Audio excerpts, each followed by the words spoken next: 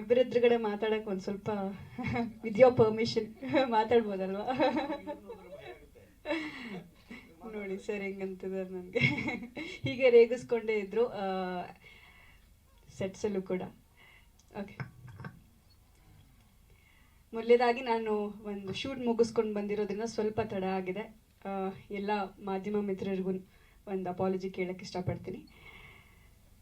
ಅಪ್ಪ I love you 2017 ಚೌಕ cinema release ಆದಾಗ ನನ್ನ ಸಾಂಗ್ ಅಪ್ಪ ಐ ಲವ್ ಯು ತುಂಬ ಒಳ್ಳೆ ಹೆಸರು ನನಗೆ ತಂದುಕೊಡ್ತು.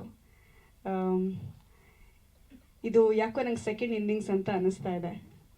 ಅದರಲ್ಲೂ ನಾನು ಒಂದು ಗೆಸ್ಟ್ ಕ್ಯಾರೆಕ್ಟರ್ ಮಾಡಿದ್ದೆ.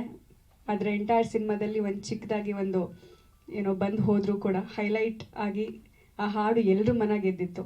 ಇದರಲ್ಲೂ ಕೂಡ ಥ್ಯಾಂಕ್ ಯು ಸರ್. ಹೇಗೆ ಹೇಳಿದ್ರು ಸಂಜಯ್ ಅವ್ರನ್ನ ರೆಫರ್ ಮಾಡಿದ್ರು ಅಂತ, ನನಗೂ ಕೂಡ ಪ್ರೇಮ್ ಸರ್ ರೆಫರ್ ಮಾಡಿರೋದು ಈ ಸಿನಿಮಾಗೆ. ಆ ಸಮಯದಲ್ಲಿ ನನಗಿನ್ನೂ ನೆನಪಿದೆ. ಅವರು ಶೂಟಿಂಗ್ ಡೇಟ್ಸ್ ಹೇಳಬೇಕಾದ್ರೆ ನನ್ನದು ಲೆಫ್ಟ್ ಹ್ಯಾಂಡಲ್ಲಿ ಬಿಸಿ ಬಿಸಿ ಚಾಯ್ ಬಿದ್ದುಬಿಟ್ಟು ಫುಲ್ ಕೈಯೆಲ್ಲ ಸುಟ್ಟು ಹೋಗಿಬಿಟ್ಟಿತ್ತು ನನಗೆ.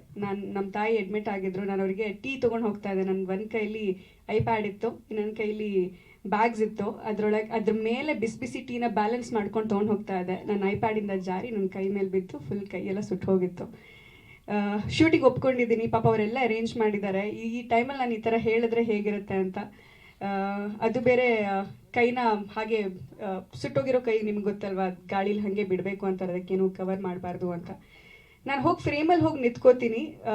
ಮಾನಿಟರ್ ಹೋಗಿ ನೋಡಬೇಕಾದ್ರೆ, ಸರ್ ತೋರಿಸ್ಬೇಕಾದ್ರೆ ಪ್ರೇಮ್ ಸರ್ ಎದುರುಗಡೆ ನಾನು ಯಾಕೋ ಇಷ್ಟು ಚೆನ್ನಾಗಿ ಕಾಣಿಸ್ತಿಲ್ವಲ್ಲ, ಇವ್ರು ಇಷ್ಟು ಫಿಟ್ಟಾಗಿ ಕಾಣಿಸ್ತಾ ಇದ್ದಾರೆ, ಎಷ್ಟು ಫಿಟ್ಟಾಗಿ ಕಾಣಿಸ್ತಾರೆ. ನಾನು ಒಂದು ವಾರದಿಂದ ವರ್ಕೌಟ್ ಮಾಡಿರಲಿಲ್ಲ ನೀಟಾಗಿ, ನಾನು ಜಸ್ಟಿಸ್ ಮಾಡೋಕ್ಕಾಗುತ್ತೋ ಇಲ್ವೋ, ಅವ್ರ ಎದುರುಗಡೆ ಚೆನ್ನಾಗಿ ಕಾಣಿಸ್ತೀನೋ ಇಲ್ವೋ, ಈ ಥರದ್ದೆಲ್ಲ ಗಿಲ್ಟು. ಆ ದಿನ ಒಂದಿನ ಶೂಟ್ ಮುಗಿಸ್ಕೊಂಡು ನಾನು ನೆಕ್ಸ್ಟ್ ಶೆಡ್ಯೂಲ್ ಯಾವಾಗ ಅಂತ ನಮ್ಮ ನಾಗೇಶ್ ಸರ್ ಹತ್ರ ಕೇಳಿದಾಗ ಇನ್ನೂ ಒಂದು ಎರಡು ವಾರ ಗ್ಯಾಪ್ ಇದೆ ಅಂತ ಹೇಳಿದ್ರು.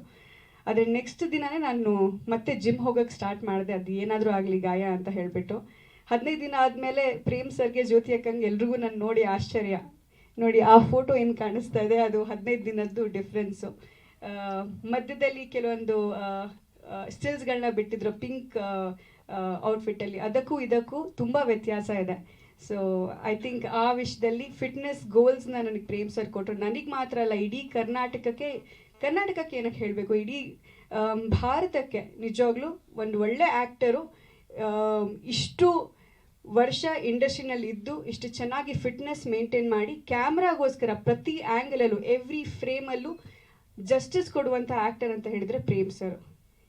ಯಾಕಂತ ಹೇಳಿದ್ರೆ ನಮ್ಗೆ ಗೊತ್ತು, ನಮ್ಮ ಫಿಟ್ನೆಸ್ ರುಟೀನ್ ಆಗಲಿ ಯಾವ ಥರ ಆಗಲಿ, ಒಂದು ಡಯಟ್ ಮೇಂಟೈನ್ ಮಾಡಬೇಕು ಅಥವಾ ಒಂದು ಸಿನಿಮಾ ಹಿಟ್ ಆದಮೇಲೆ ಎಷ್ಟೋ ಸತಿ ನಾವು ಫಿಟ್ನೆಸ್ಸನ್ನು ಬಿಟ್ಬಿಡ್ತೀವಿ. ಅದನ್ನು ಇಷ್ಟು ವರ್ಷ ಕನ್ಸಿಸ್ಟೆಂಟಾಗಿ ತೊಗೊಂಡು ಹೋಗೋದಿದೆಯಲ್ಲ, ಅದು ತುಂಬ ತುಂಬ ರೇರ್ ಆ್ಯಕ್ಟರಲ್ಲಿರುವಂತಹ ಕ್ವಾಲಿಟಿ. ಇನ್ಫ್ಯಾಕ್ಟ್ ನಾನು ಎಷ್ಟೋ ಸತಿ ಜೊತೆಗೆ ಅವ್ರ ಜೊತೆಗೆ ಆಫ್ಲೈನ್ ಮಾತಾಡ್ತಾ ಇರಬೇಕಾದ್ರೆ ನಾನು ಹೇಳ್ತಾ ಇರ್ತೀನಿ, ತಮಿಳಲ್ಲಿ ಹೆಂಗೆ ಸೂರ್ಯ ಸರೋ ಹಾಗೆ ಕನ್ನಡದಲ್ಲಿ ನಮ್ಮ ಪ್ರೇಮ್ ಸರ್ ಅಂತ ಹೇಳಿಬಿಟ್ಟು. ಇನ್ನು ನಮ್ಮ ಡೈರೆಕ್ಟರ್ ಬಗ್ಗೆ ಮಾತಾಡಬೇಕು ಅಂತ ಹೇಳಿದ್ರೆ, ತಬ್ಲಾ ನಾಣಿ ಸರ್ ಹೇಳಿದ್ರು ಅವರ ಹ್ಯಾಂಡ್ ರೈಟಿಂಗ್ ಬಗ್ಗೆ. ಫಸ್ಟ್ ಅವ್ರು ನನಗೆ ಡೈಲಾಗ್ ಶೀಟ್ ಕೊಟ್ಟಾಗ ನಾನು ಅವ್ರಿಗೆ ಕೇಳಿದೆ, ಸರ್ ಇದು ಯಾರು ಸರ್ ಬರೆದಿರೋದು ಅಂತ. ಸೊ ಹಿ ಸೆಡ್, ನಾನು ಹೇಳಿದೆ, ಸರ್ ಏನು ಸಖತ್ತಾಗಿ ಬರೆದ್ಬಿಟ್ಟಿದ್ದೀರಲ್ವಾ ಅಂತ. ಸೊ ಹೀಗೆ ಕೂತ್ಕೊಂಡು ಮಾತಾಡಬೇಕಾದ್ರೆ ಆ ದಿನ ನನಗೆ ಗೊತ್ತಾಗಿದ್ದು ತಬ್ಲಾ ನಾಣಿ ಸರ್ ಅವರ ಸಂಭಾಷಣೆಯ ಒಂದು ಸ್ಕಿಲ್ಸ್ ಬಗ್ಗೆ ಆ್ಯಂಡ್ ಸ್ಕ್ರೀನ್ ಪ್ಲೇ ಬಗ್ಗೆ.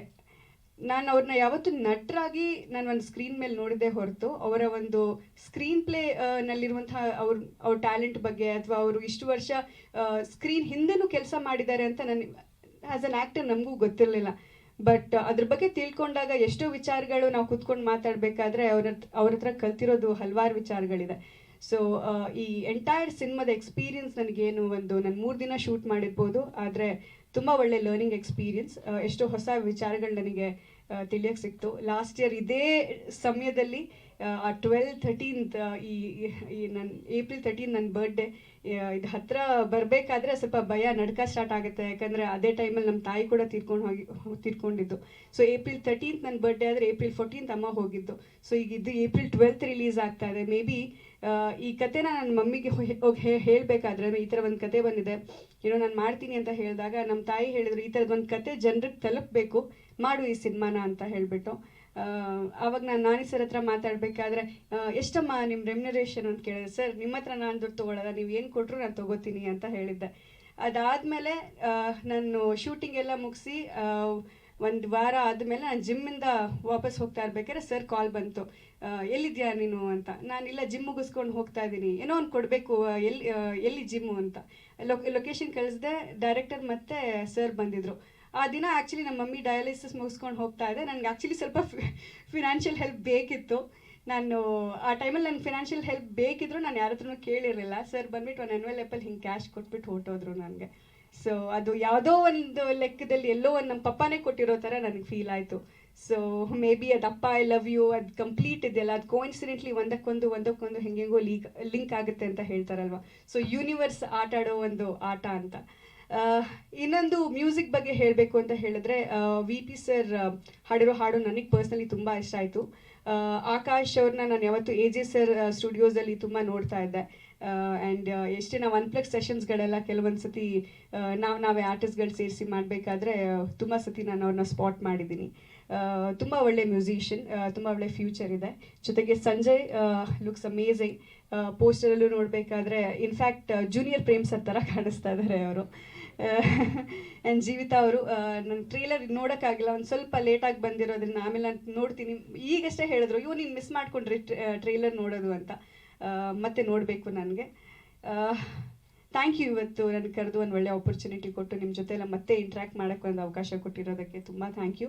ಕನ್ನಡ ಸಿನಿಮಾಗಳು ತುಂಬ ಚೆನ್ನಾಗಿ ಥಿಯೇಟ್ರಲ್ಲಿ ಹೋಗಬೇಕು. ಯಾಕೆಂದರೆ ಎಲ್ಲ ಪ್ಯಾನೆಲ್ ಡಿಸ್ಕಷನ್ಗಳಲ್ಲೂ, ಆನ್ಲೈನ್ ಆಗುವಂಥ ಎಲ್ಲ ಡಿಸ್ಕಷನ್ಗಳಲ್ಲೂ ಮಾತಾಡೋದೊಂದೇ, ಒ ಟಿ ಟಿನಲ್ಲಿ ನಮಗೆ ಸಿಗಬೇಕಾಗಿರುವಂತಹ ಮನ್ನಣೆ ಸಿಗ್ತಾ ಇಲ್ಲ, ಎಲ್ಲ ಸಿನಿಮಾಗಳು ಪೇಪರ್ ವ್ಯೂ ಅಲ್ಲಿದೆ ಅಂತ ಹೇಳಿಬಿಟ್ಟು.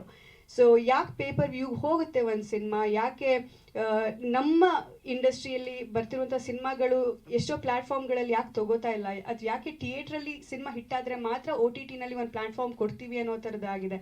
ಸೊ ಇವೆಲ್ಲ ಡಿಬೇಟೇಬಲ್ ಆಗಿರೋದು. ಸೊ ಆಯಿತು, ಥಿಯೇಟ್ರಲ್ಲಿ ಪ್ರೂವ್ ಮಾಡ್ಕೊಂಡು ಬನ್ನಿ, ಆಮೇಲೆ ಒ ಟಿ ಟಿಲಿ ತೊಗೋತೀವಿ ಅಂತ ಹೇಳ್ತಾರೆ. ಸೊ ಥಿಯೇಟ್ರಲ್ಲಿ ಸಿನಿಮಾ 100% ಪ್ರೂವ್ ಆಗುತ್ತೆ ಅನ್ನೋ ಒಂದು ನಂಬಿಕೆ ಇದೆ. ಯಾಕೆಂತ ಹೇಳಿದ್ರೆ ಫ್ಯಾಮ್ಲಿಗೋಸ್ಕರ ಸಿನಿಮಾ ಬರಬೇಕು.